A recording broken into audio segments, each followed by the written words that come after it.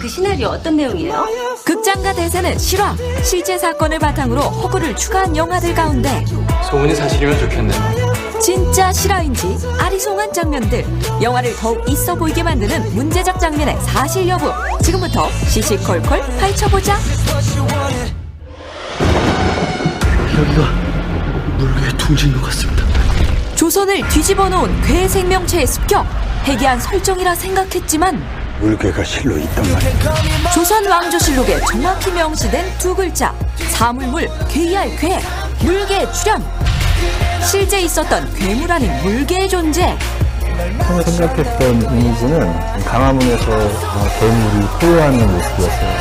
광화문 장면에 꽂혀서 조선 최초 괴수 영화에 욕심낸 감독. 그런데 혹시 무언가를 보았느냐? 그게 무엇이더냐? 듣도 보지도 못한 물개의 존재가 두려웠던 건 실제 배우들이었다? 물개가 없는 상황에서 연기를 하는 게 너무 어려웠지만 다들 잘 맞췄어요. 상상력을 총동원하며 눈부신 허공 연기를 펼칠 수밖에 없었으니 대체 물개, 넌 누구냐? 개 같은 짐승 혹은 말같이 생긴 괴물이라는데 무슨 말씀이세요? 개말? 아니면 말개? 왕조실록에 나온 그 형상대로 만들었더니 개 같기도 하고 말 같기도 하고. 결국 우리나라 전설의 동물인 해태의 형상을 발전시켜 완성했단 사실. 주인공 물개가 잘해줘서 뿌듯합니다. 여기서 더 놀라운 사실, 물개의 개성은 음향 효과가 아니다. 물개도 제가 목소리를 했는데 너무 힘들었던 기억밖에 없어요. 그 소리가 한 번 이렇게 지르고 나면 모든 에너지가 소진되는 소리예요. 덕분에 존재감 살아난 물개. 하지만 인왕산에 흉악한 짐승이 나타나 사람을 해쳤다 하옵니다. 영화 속에서 임금은 물개의 존재보다 더 무서워한 것이 따로 있었으니 영상께서는 아시겠지요? 신이 꾸몄다. 말이 듣고 싶으신 겁니까? 물개 역시 민심을 동요하여 과인을 압박하고자 하는 영상의 뜻이라 생각하고.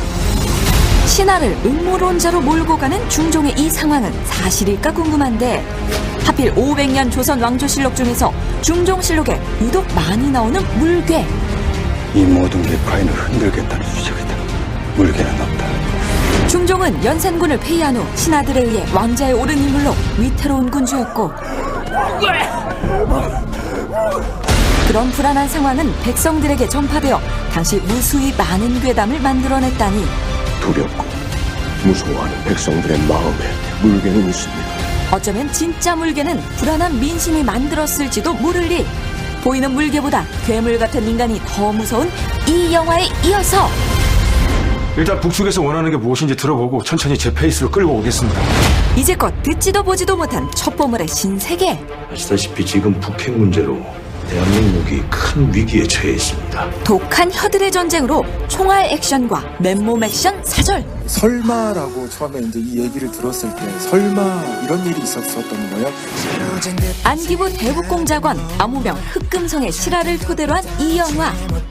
실제 흑금성 박채선은 최초로 이효리와 북한 무용수 조명의 남북 합작 광고를 성사시키고 이산 가족들에게 부탁받아 개별 상봉 추진을 진행하기도 했었다는데 의외로 그게 되더라고요. 그런 박채서의 증언을 바탕으로 만들어진 실화지만 자네 정체가 탄로 나옵니다, 계속해. 정부와 안기부는 모든 것을 부정할 거야. 미션 임파서블한 작전에 투입된 흑금성의 공작 가운데 가장 궁금증을 유발한 장면. 리 처장을 만난 자리에서 녹음기를 사용하는 이 방법은 리얼일까? 일단 발각될 위험이 있는 방법은 사용 불가. 실제로는 초소형 장비를 몸 안에 삽입했다는 사실. 만지지 말라고. 한두 번도 알고 같은 배를 탔다면서 언제까지 몸만 더듬을 낀데. 결국 이 장면은 영화적 긴장감을 위해 사실과 다르게 설정한 것인데 하지만 녹음기 말고 명품 시계는 실제 있었던 에피소드였으니 아니 이거 롤락스 아닙니까 이거? 흑금성이 북측 인사에게 선물한 고급 시계 장면은 리얼이었다는 사실. 그런데 알면서도 가짜 장면을 쓸 수밖에 없었던 비하인드. 북한 시내에서 보이는 선전문구와 만수대 언덕의 김정일 동상은 당시엔 없었던 것들로 저희는 평양에서 촬영을 할 수가 없잖아요. 북한 배경은 해외 업체의 촬영물을 구입해서 사용했기 때문에 제작진도 선택의 여지가 없었다고. 어쨌든 실화와 허구를 쫄깃하게 비벼낸 이 영화에 이어서 お前ら日本人を全部殺したとしてもこの恨みは消えないんだ 두루마리 화장지 필수, 눈물 콧물 다 짜낸 이 영화. 일본 간다 위안부 피해자 할머니들이 일본 정부를 상대로 6년간 벌인 실화를 바탕으로 한 스토리.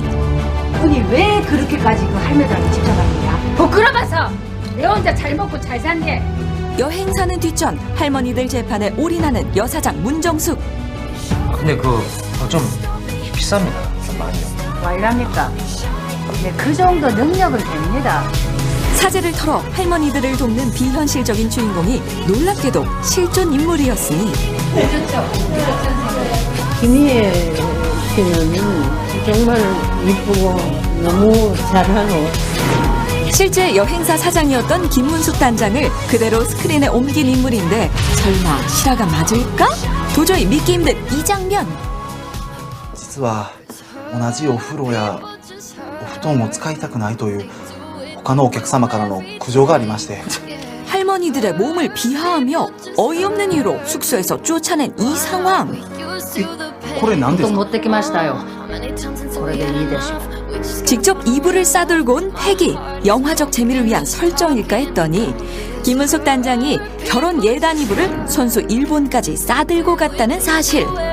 대박이다 대박 被告は原告に対して1人当たり30万円の慰謝料を支払う義務がある 일본 정부를 상대로 유일하게 일부 승소와 국가적 배상을 인정받은 최초의 재판. 재판의 결정적 역할을 했던 이 장면. 어린 제자를 정신대에 보낸 일본 선생님의 증언. 50年という歳月が流れる間罪悪感で韓国がある西の空をまともに見上げることができませんでした 실제 박소득 할머니의 담임이었던 스기야마 토미의 실화라는 사실. ごめんなさい 보면서도 믿기 힘들었던 일본인의 사죄 장면은 폭풍 눈물을 불러왔으니 어떻게 그새 여기까지 다 알아내고 영화보다 더 영화 같은 실제 사건들. 관객들의 마음을 움직인 건 바로 이런 리얼리티의 매력이 아닐까.